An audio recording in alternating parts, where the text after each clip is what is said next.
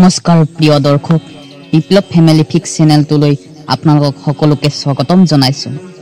অক্টোবৰ মাহটোত 6 ৰাশিৰ ভাগ্য ফুলিব। তেওঁলোকৰ জীৱনলৈ নতুন পৰিৱৰ্তন হৈ ভাগ্য দুৱাৰ মুকলি হ'ব।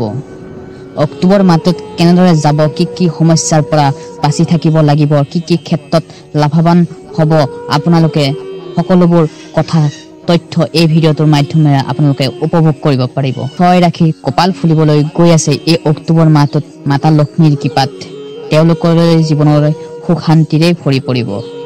যিসকল জ্যোতিষশাস্ত্ৰৰ বিশ্বাস কৰে তেওঁলোকৰ কাৰণে এই ভিডিঅ'টো লৈ আহিছো। যদি আমাৰ চেনেলটোলৈ আপোনালোকে নতুনকৈ আহিছে তেনেহলে মৰম দিব। বন্ধু বান্ধৱীসকল, তেনেহলে পলম নকৰি ভিডিঅ'টো আৰম্ভ কৰোঁ। প্ৰথম আহিছো সিংহ ৰাশিলৈ। সিংহ ৰাশিৰ জাতক জাতিকাসকলে ব্যৱসায় ক্ষেত্ৰত সকলোবোৰ তেওঁলোকৰ বেপাৰ বাণিজ্য লাভৱান হ'ব। আয় পৰিমাণ বৃদ্ধি পাব।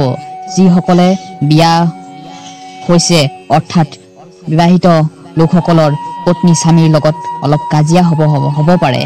তেওঁলোকৰ ইফালে 18 অক্টোবৰৰ পৰা কোনো চিন্তা কৰাৰ প্ৰয়োজন নাই। তেওঁলোকৰ সুশান্তি আহিব। অতীতৰ কথা লৈ আপোনাৰ অক্টোবৰ মাহটোত অলপ ঘাত প্ৰতিঘাতৰ পৰিৱৰ্তন দেখা পাব পাৰে, কিন্তু আপোনাৰ চিন্তা কৰিবলৈ কোনো প্ৰয়োজন নাই। ভাল দিন আহিব। সেইকাৰণে অলপ নিজকে সতৰ্ক হৈ চলিবলৈ চেষ্টা কৰিব।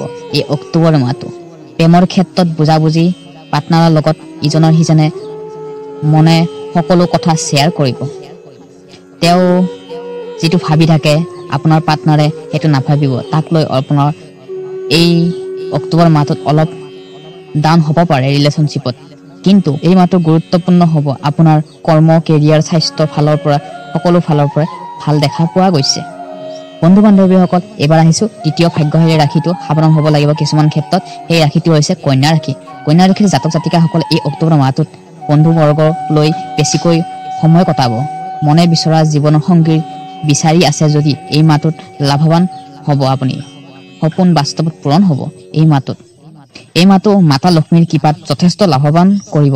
ভাগ্যৰ দুৱাৰ মুকলি হ'ব। আপোনাৰ অলপ স্বাস্থ্যৰ পৰামৰ্শ ল'ব লাগিব। আপুনি 12 অক্টোবৰৰ পৰা 18 অক্টোবৰলৈ স্বাস্থ্যৰ ফালৰ পৰা অলপ বেয়া দেখা গৈছে, কিন্তু আপোনাৰ মূৰৰ বিষ বা কঁকালৰ বিষ, থাইৰয়ডৰ পৰিমাণৰ কাৰণে আপোনাৰ তেনেকুৱা সমস্যা ফল দেখা পাব পাৰে, কিন্তু 22 ছেপ্টেম্বৰৰ পৰা আপোনাৰ স্বাস্থ্য ভালে থাকিব।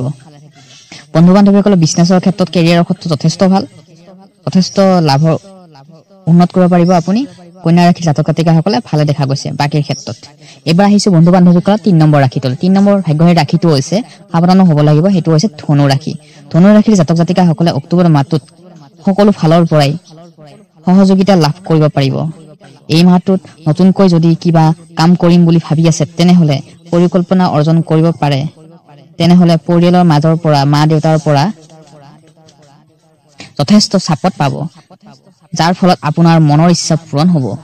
আৰু স্বাস্থ্যৰ ক্ষেত্ৰত ভালে দেখা গৈছে। আপুনি যদি ঘৰৰ গাড়ী ল'ম বুলি ভাবিছে, নতুনকৈ ঘৰ বনাইছে, ঘৰটো ল'ম বুলি ভাবিছে, তেনেহলে আপোনাৰ শুভ ফল দেখা পাব, শুভ দিশ আছে আপোনাৰ, চ' আপুনি ল'ব পাৰে। ধন্যবাদ। বন্ধু বান্ধৱীসকল, নতুনকৈ যদি আপোনালোকে আমাৰ চেনেলটো নতুনকৈ আহিছে তেনেহলে আমাৰ চেনেলটো অলপ মৰম দিব, আগবাঢ়ি যাব, কাৰণ আমিও প্ৰেৰণা পাম ভিডিঅ' বনোৱাত। চ' আৰু লগতে চেনেলটো ছাবস্ক্ৰাইব কৰি থৈ দিব পাৰিব। বন্ধু বান্ধৱীসকলে, এইবাৰ 4 নম্বৰ ৰাশিটোলৈ আহিছো মকৰ ৰাশি। মকৰ ৰাশিৰ জাতক জাতিকাসকলে আপোনাৰ মনৰ পৰা যিটো বিচাৰে সেইটো নকৰিব। ঘৰৰ মা দেউতাৰ ডাঙৰ উপদেশৰ লৈ আপুনি কামটো কৰিব, তেনেহলে আপোনাৰ ৰাস্তাটো ক্লিয়াৰ হৈ থাকিব। অক্টোবৰ মাহটোত মনৰ ইচ্ছা পূৰণ হ'ব। বেপাৰ বাণিজ্যৰ ক্ষেত্ৰত শুভ দেখা পোৱা যাব পাৰে। আৰ্থিকৰ ক্ষেত্ৰত আপোনালোকে লাভৱান হ'ব, কিন্তু যথেষ্ট সন্তান আনন্দৰ উপভোগ কৰিব পাৰিব আপোনালোকে। প্ৰেমৰ ক্ষেত্ৰত শুভ, যিসকলৰ বিয়া ঠিক হোৱা নাই তেওঁলোকৰ এই মাহটোতে শুভ ফল দেখা পাব পাৰে। ছাত্ৰ ছাত্ৰীসকলৰ পঢ়া শুনাৰ মন যদি বহি থকা নাই, তেওঁলোকৰ যথেষ্ট মনোযোগ বাঢ়িব। আৰু লগতে সকলোবোৰ দিশৰ ক্ষেত্ৰত ৰাজনীতিকৰ ক্ষেত্ৰত যথেষ্ট হিচাপে আপোনাৰ মাধ্যমিক হিচাপে আপোনাৰ এই মাহটো যাব পাৰে। বন্ধু বান্ধৱীসকল, এইবাৰ 5 নম্বৰ ৰাশিটোলৈ আহিছো। 5 নম্বৰ ৰাশিটো হৈছে মেঘ ৰাশি। মেঘ ৰাশিৰ অক্টোবৰ মাহটোত আপুনি জীৱনত আহিব সুখ শান্তি আনন্দ, আশাবাদী হ'ব। আপুনি ব্যয়ৰ ক্ষেত্ৰত যথেষ্ট আয় পৰিমাণ বৃদ্ধি পাব। আৰু লগতে এই মাহটো ধুনীয়াকৈ যাব, সুখেৰে যাব। কিছুমান ক্ষেত্ৰত অলপ সাৱধান হ'ব লাগিব, কিন্তু আপুনি সকলোবোৰ তথ্য আপুনি চালি জাৰি চাই কেনে সিদ্ধান্তবোৰ ল'ব কৰ্মৰ ক্ষেত্ৰত, তেনেহ'লে ভাল ফলাফল দেখা পাব পাৰে। 20 অক্টোবৰ মংগল চতুৰ্থ ঘৰত প্ৰৱেশ কৰিব, যাৰ ফলত যিকোনো বিজনেছ ব্যৱসায় কৰিম বুলি যদি ভাবি আছে তাত আপুনি সফল হ'ব। আৰু লাভ ৰিলেশ্যনৰ ক্ষেত্ৰত যিসকলে লাভ ৰিলেশ্যনশ্বিপত আছে, ভাল পথ আছে, তেওঁলোকৰ ৰিলেশ্যনশ্বিপটো অতি সুখৰে যাব। 14 অক্টোবৰৰ পাছৰ পৰাই ৰিলেশ্যনশ্বিপত ফিলিংছৰ মৰম ভাল পোৱা বাঢ়িব। তাৰ আগতে ৰিলেশ্যনশ্বিপত অলপ দূৰত্ব বাঢ়িব পাৰে, কিন্তু আপোনাৰ 14 অক্টোবৰৰ পৰা যথেষ্ট ৰিলেশ্যনশ্বিপত ফিলিংছ মৰম ইজনে সিজনক বুজাবুজি হ'ব। আৰু কেৰিয়াৰৰ ক্ষেত্ৰত যথেষ্ট ভাল। যিসকলে চাকৰি বাকৰিৰ কাৰণে প্ৰস্তুতি কৰি আছে তেওঁলোকৰ ৰিজাল্ট ধুনীয়া হৈছে, তেওঁলোকে আগুৱাই যাব পাৰিব। নেক্সট প্ৰিপাৰেশ্যন কৰিব পাৰিব আপোনালোকে।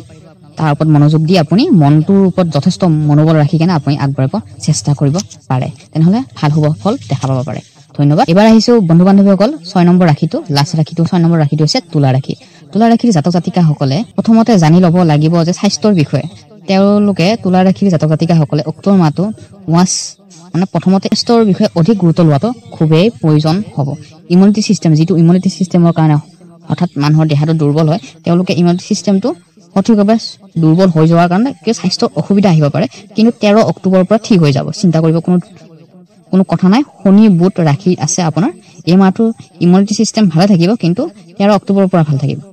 এই মাহটো সকলোৰ পৰাই ঠিক যাব অক্টোবৰ মাহটো, কিন্তু যিকোনো ডিচিজন আপুনি কাম কৰিবলৈ ল'লে অলপ ভাবি চিন্তি ল'ব লাগিব। 14-15 তাৰিখৰ পাছত কৰিলে আপুনি ভাল ফলাফল দেখা পাব পাৰে। যিকোনো ধৰণৰ গাড়ী ল'ম বুলি যদি ভাবি আছে, পূজাৰ বতৰত নতুনকৈ পূজা আহি আছে, পূজাত আপোনাৰ সকলোকে শুভেচ্ছা জনাইছোঁ। পূজাত নতুনকৈ গাড়ী ল'ম বুলি যদি ভাবি আছে আৰু ঘৰ ল'ম বুলি ভাবি আছে, তেনেহ'লে আপুনি ডাঙৰ মা দেউতাৰ বা ওপৰৰ ডাঙৰ মানুহৰ লগত, ককা আইতাহঁতৰ লগত ডিছকাছ কৰি আপুনি ডিচিশ্যনটো ল'ব, তেনেহ'লে আপোনাৰ ৰাস্তাটো ক্লিয়াৰ থাকিব। এই মাহটো যদি আপুনি শুভ কাম কৰিব বুলি ভাবি আছে যিকোনো ক্ষেত্ৰত, তেনেহ'লে আপোনাৰ ফল শুভ দেখা গৈছে। ৰিলেশ্যনশ্বিপত লাভ ৰিলেশ্যনশ্বিপৰ ক্ষেত্ৰত ভাল ফলাফল দেখা পাব। হেপী হৈ থাকিব, ইজনে সিজনক ছাপোৰ্ট কৰা দেখা পোৱা গৈছে। আৰু গুৰুৰ বিৰাজমান থাকিব, শনিৰ বিৰাজমান থাকিব, বৈবাহিক জীৱনৰ মংগল থাকিব। আপোনাৰ লাইফ পাৰ্টনাৰত বিজি থাকিব, কিন্তু সেই বিজি হিচাপে আপুনি খং নকৰিব। আপোনাক পাৰ্টনাৰে আপোনাক সময় দিব। 14 অক্টোবৰৰ পিছৰ পৰাই যথেষ্ট আপোনাক সময় দিব। লগতে কেৰিয়াৰ ফালৰ পৰা অলপ প্ৰব্লেম আহিব পাৰে। আপুনি ৰিলেক্স হৈ থাকিব বিচাৰে, আপুনি ৰিলেক্স হৈ আপুনি কামৰ অফিচৰ কামবোৰ ৰিলেক্স হৈ কৰিব বিচাৰে, কিন্তু সেইটো সমস্যা কৰিলে নহ'ব। হাৰ্ডৱৰ্ক কৰিব লাগিব, স্মাৰ্ট ৱৰ্কো কৰিব লাগিব।